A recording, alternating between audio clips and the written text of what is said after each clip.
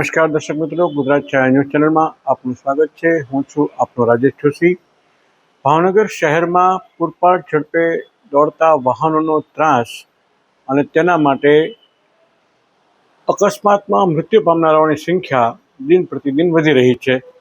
Waghawadi road પરની બે ઘટનાઓ હજુ નજર સમક્ષ છે। ત્યાં જ ગઈકાલે એરપોર્ટ રોડ પર એક સગીર વાહન ચાલકે એક વ્યક્તિને ધડાકાભેર અડફેટે લેતા અને ફરાર થઈ જતા ઈજાગ્રસ્ત આધેડને તાત્કાલિક સારવાર માટે હોસ્પિટલમાં ખસેડવામાં આવ્યા હતા, જ્યાં સારવાર દરમિયાન તેનું મૃત્યુ નિપજ્યું હતું।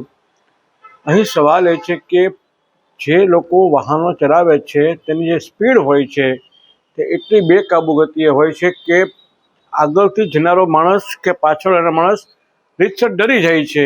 તેટલી હદે આ લોકો વાહનો સ્પીડમાં ચલાવે છે। ભાવનગર એરપોર્ટ રોડ પર આ ઘટનાઓ નવી નથી। રાત્રે બાઇકરો પણ નીકળે છે, ખૂબ રેસ લગાવતા હોય છે। આવી અનેક ઘટનાઓ એરપોર્ટ રોડ પર અજાણી નથી। મહિલા કોલેજ રોડથી લઈને છેક એરપોર્ટ રોડ સુધી વાહન ચાલકો બેફામ રીતે વાહનો ચલાવે છે।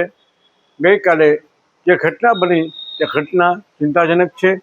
હજુ થોડા દિવસ પહેલાં બે ઘટનાઓ વાઘાવાડી રોડ પર બની અને ત્યારબાદ આ ત્રીજી ઘટના છે।